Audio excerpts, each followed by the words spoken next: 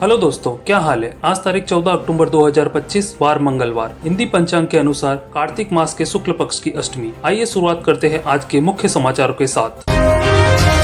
Israel की संसद में तालियों की गड़गड़ाहट के साथ ट्रंप का स्वागत हुआ। स्पीकर बोले, नोबेल पुरस्कार के लिए करेंगे समर्थन। अमेरिकी राष्ट्रपति डोनाल्ड ट्रंप का इजरायली संसद में खड़े होकर तालियों से स्वागत किया गया। स्पीकर ने उन्हें शांति नोबेल पुरस्कार के लिए समर्थन देने की बात कही। प्रधानमंत्री बेंजामिन नेतन्याहू ने गाजा युद्ध समाप्त करने और बंधकों की रिहाई में भूमिका के लिए ट्रंप की तारीफ और उन्होंने इजराइल प्राइज के लिए नामांकित किया। ट्रंप सोमवार को इजरायली संसद पहुंचे, जहां सदस्यों ने खड़े होकर तालियों के साथ उनका स्वागत किया। इस दौरान स्पीकर अमीर ओहाना ने कहा कि उनका देश अगले साल ट्रंप को शांति नोबेल पुरस्कार दिलाने के लिए समर्थन देगा। उन्होंने कहा कि इजराइल दुनिया भर के स्पीकर और नेताओं को एकजुट करेगा ताकि वे ट्रंप को अगले साल नोबेल शांति पुरस्कार के लिए नामांकित कर सके। आपको क्या लगता है, क्या ट्रंप को शांति का नोबेल पुरस्कार मिलना चाहिए? अपनी राय कमेंट बॉक्स में कमेंट करें।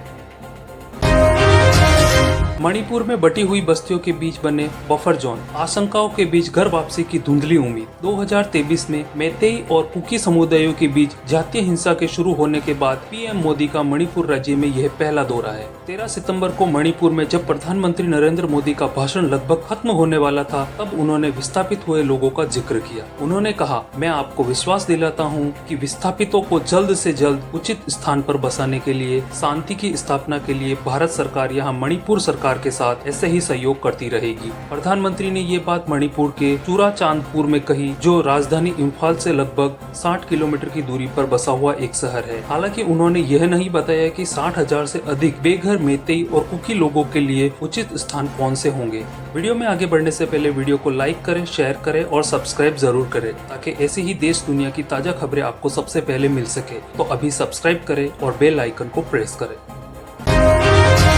बिहार इलेक्शन 2025, जनसुराज की दूसरी लिस्ट जारी। 65 सीटों पर उतारे प्रत्याशी। बिहार विधानसभा चुनाव में पूर्ण बहुमत से सरकार बनाने का दावा करने वाले प्रशांत किशोर की पार्टी ने कल अपने 65 उम्मीदवारों के नामों की घोषणा कर दी। इससे पहले 51 प्रत्याशियों के नाम की घोषणा की थी। अब तक 116 प्रत्याशियों के नाम की घोषणा की गई है। इसमें सबसे अधिक संख्या अति पिछड़ा वर्ग समाज के लोगों की है। इसे लेकर जनसुराज के सूत्रधार प्रशांत किशोर ने पत्रकारों को संबोधित करते हुए कहा कि हमने पहले ही कहा था कि समाज में जितनी हिस्सेदारी है, उन्हें उतनी ही हिस्सेदारी मिलेगी। बिहार में अति पिछड़ा वर्ग समाज के लोगों की संख्या सबसे अधिक है, इसीलिए हम लोगों ने अब तक 1/3 सीटों पर इन्हें ही टिकट दिया है।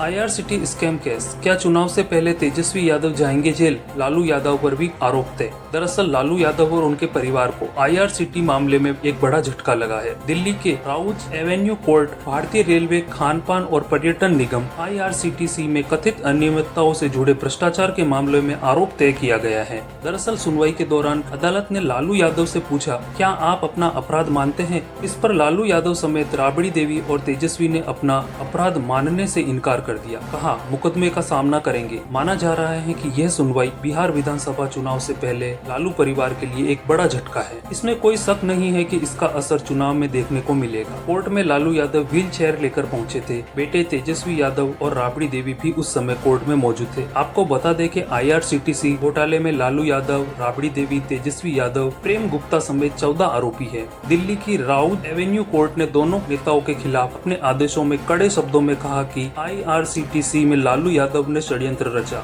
लोक सेवक के रूप में अपने पद का दुरुपयोग किया, टेंडर प्रोसेसिंग में दखल दिया और टेंडर हासिल करने की शर्तों में हेराफेरी की गई थी। आपको बता दें कि बिहार में चुनाव की तारीखों का ऐलान हो चुका है। ऐसे में कोर्ट के इस सुनवाई के बाद तेजस्वी यादव की मुश्किलें बढ़ गई है। सितंबर में खुदरा महंगाई दर 8 साल में सबसे कम, RBI के लक्ष्य के निचले स्तर पर पहुंची। CPI यानी कि कंज्यूमर प्राइस इंडेक्स खुदरा महंगाई दर सितंबर महीने में घटकर 1.54% पर रह गई, जो कि 8 साल का सबसे निचला स्तर है। यह इससे पिछले महीने 2.07% थी। उपभोक्ता मूल्य सूचकांक आधारित मुद्रास्फीति सितंबर 2024 में 5.49% थी। वित्त वर्ष की दूसरी तिमाही के लिए मुद्रास्फीति के परिदृश्यों के बारे में RBI ने कहा कि दक्षिणी पश्चिमी मानसून की अच्छी प्रगति, खरीफ की अधिक बुआई, जलाशयों में पर्याप्त जल स्तर और खाद्यान्नों का पर्याप्त बम्पर स्टॉक खाद्य कीमतों को नरम बनाए रखेगा। तो ये थी आज की मुख्य खबरें। आगे और इसी तरह की मुख्य खबरों को जानने के लिए चैनल को सब्सक्राइब करें और बेल आइकन को प्रेस करें। इसी के साथ जय हिंद, जय भारत।